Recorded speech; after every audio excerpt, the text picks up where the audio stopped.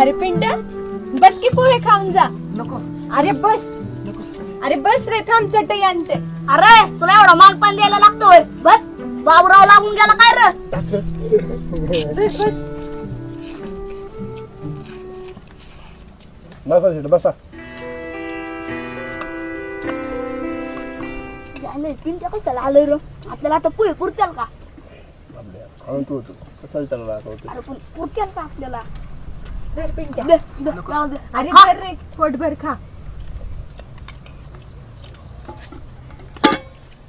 अरे आता आपल्या पिंट्याकडून पण पार्टी आहे. ए खादाडा, सगळ्यांकडून पार्ट्या घे तू, कळलं का. अरे आज तर खरी पार्टी आहे. पिंट्याला 10-80% मिळाले आहेत. मग पार्टीला व्हायला पाहिजे का नाही. पिंट्या आहे व्हायला पाहिजे बरं का पिंट्या. पिंट्या, अरे तुला एवढे चांगले टक्के पडले, मग तू असं गप गप का र. अरे बोल ना, काय झालं.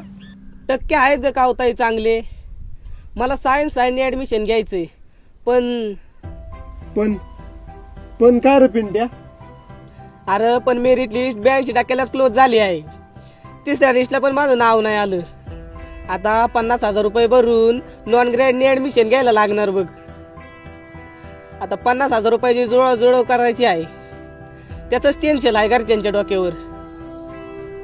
आधीच घरच्यांनी शेतीसाठी काही कर्ज काढलं होतं, तेच अजून मिटलं नाही. आणि आता त्याच्यात ही भर पडली बघ. अरे दिवस रात्र मर अभ्यास करून बी शेवटी. अरे पण मला वाईट तर एकाच गोष्टीचं वाटतंय की त्या रॉयाला 55% मार्क पडून फक्त 2500 रुपयात त्याचं ऍडमिशन झालं. आणि म्हणजे पिंट्या तुझा काय आता काय सूर्य होतो काय. अरे लका सूर्या भावाला पण ना 12वी नंतर मेकॅनिकल इंजिनियर व्हायचं होतं आणि त्याचं ना ऍडमिशन 0.40% हुकलं. मेरिट लिस्ट मध्ये नाव नाही आलं गाड्याचं. हा ना का बरोबर आहे. आणि आमच्या वर्गातला नित्या, त्याला 60% पडून बी आहे ना इंजिनिअरिंगला ऍडमिशन भेटलं होतं. आणि आज तू आहे ना मेकॅनिकल इंजिनियर आहे आणि चांगल्या हुद्द्यावर बी आहे. माझं बी स्वप्न होतं की इंजिनियर व्हायचं म्हणून, पण मेरिट हुकलं आणि म्हणावं तितका पैसा जवळ नसल्यामुळं मी मेकॅनिकल इंजिनियर नाही तर फक्त साधा मेकॅनिकच झालो आहे. एकीकडं ज्ञान असून बी ते कुजत आहे आणि दुसरीकडं मोकळं गाडगं भरून वाहते बघ. बरोबर आहे रे तुझं. स्पर्धा परीक्षांची पण हीच गत आहे.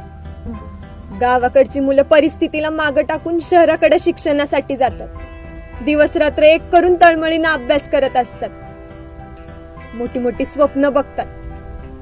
तेवढ्यात निकाल लागला की त्यांची स्वप्न ही स्वप्नच राहून जातात. का तर 70वा रँकवाला तहसीलदार होतो आणि 150वा रँकवाला उपजिल्हाधिकारी होऊन त्यांचा साहेब होतो.